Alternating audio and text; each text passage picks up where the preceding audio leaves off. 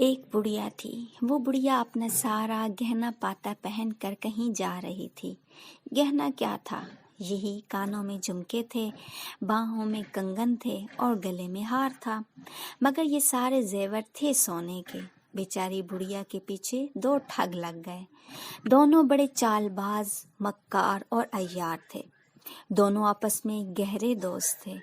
دونوں چاہتے تھے کہ بڑھیا سے سارے کا سارا زیور ہتھیا لیں، لیکن بڑھیا نے بھی اپنے بال دھوپ میں سفید نہیں کیے تھے۔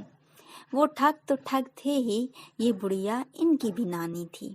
ایک ٹھگ نے آگے بڑھ کر الیک سلیک کے بعد پوچھا کہ بڑی اماں کہاں جا رہی ہو؟ بیٹا شہر جا رہی ہوں، بڑھیا نے جواب دیا۔ پھر تو خوب ساتھ ہوا، بڑی اماں ہم بھی تو شہر ہی جا رہے ہیں۔ دوسرا ٹھگ بولا، ہاں بیٹا اچھا ہو گیا، بڑھیا نے کہا۔ تھوڑی دور چلنے کے بعد ایک ٹھگ بولا، بڑی اماں کوئی کہانی ہی سناؤ جس سے سفر کی تھکان معلوم نہ ہو اور وقت بھی جلد کٹ جائے۔ بیٹا میں بھلا کون سی کہانی سناؤں، تم ہی کچھ کہو۔ ہم سنائیں، دوسرا ٹھگ بولا، مگر بڑی اماں ایک شرط ہے، وہ یہ کہ اگر تم نے ہماری کہانی کو جھوٹ کہا تو ہم تمہارے کنگن اتار لیں گے۔ بڑھیا نے ان کی یہ شرط مان لی اور ایک ٹھگ کہانی سنانے لگا۔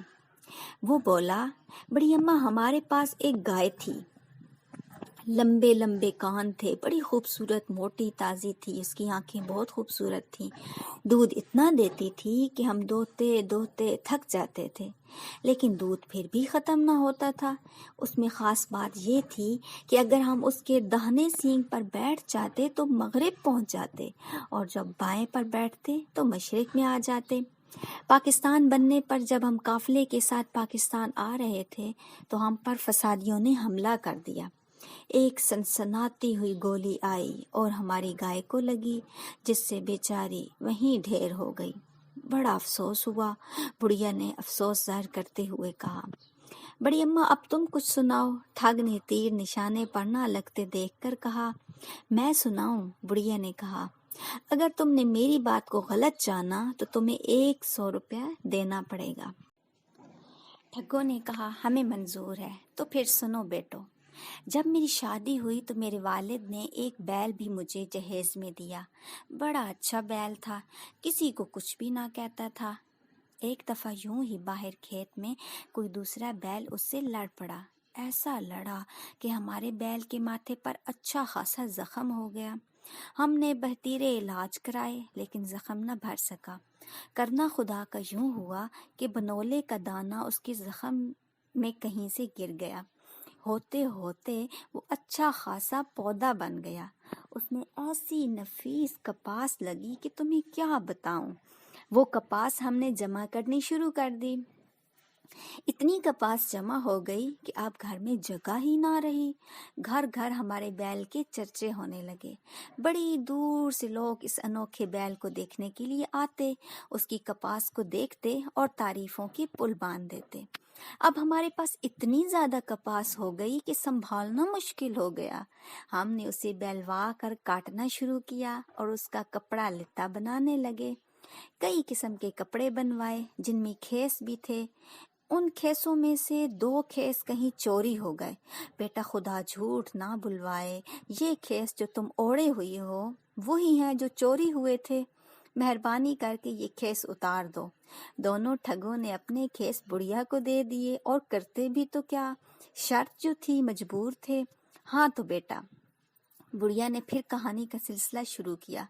ہم نے اس کپاس میں سے ململ کے تھان بنوائے۔ ململ کے تھانوں میں سے ایک تھان گم ہو گیا۔ یہ جو تمہاری پگڑیاں ہیں نا، اسی تھان کی ہیں، یہ بھی اتار دو۔ انہوں نے پگڑیاں بھی اتار دیں۔ نہ اتارتے تو شرط کے مطابق 100 روپیہ دینا پڑتا۔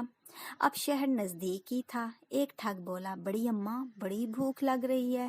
اچھا بیٹا شہر آیا ہی سمجھو، مجھے اپنے کنگن بیچ لینے دو، اس کے بعد آرام سے کسی جگہ بیٹھ کر کھانا کھائیں گے۔ وہ دونوں خاموش ہو گئے اور سوچنے لگے کہ بڑھیا کنگن بیچ لے پھر کوئی داؤ چلائیں گے۔ وہ بڑھیا کے ساتھ چلتے ہوئے اپنی دماغی سڑکوں پر تدبیروں کے گھوڑے دوڑانے لگے۔ اب وہ شہر میں پہنچ گئے تھے، ہر طرف خوب چہل پہل تھی۔ بڑھیا نے اپنے کنگن اتار لیے اور ان سے کہنے لگی، بیٹا سنار کی دکان آ گئی ہے، تم یہاں بیٹھو، میں اپنے کنگن بیچ لوں۔ وہ سنار کی دکان کے قریب ہی بیٹھ گئے اور بڑھیا سنار کی دکان پر پہنچ گئی۔ کیا چاہیے اماں تمہیں؟ سنار نے پوچھا۔ بڑھیا بولی، میں اپنے 2 نوکر بیچنا چاہتی ہوں، وہ جو سامنے بیٹھے ہیں نا انہیں۔ نوکروں کی تو ہمیں بہت ضرورت ہے، سنار نے کہا۔ بولو اماں کیا قیمت ہے ان دونوں کی؟ بڑھیا بولی، 300 روپے۔ اور اس طرح 300 روپے میں بات طے ہو گئی۔ میں نوکروں سے پوچھ لوں کہ ان میں سے ایک بکنا چاہتا ہے یا پھر دونوں؟ بڑھیا نے کہا اور پھر بلند آواز سے پوچھنے لگی، بیٹا ایک بیچوں یا دونوں؟ ادھر سے جواب ملا، اماں دونوں بیچ دے۔ ایک کو کہاں رکھے گی؟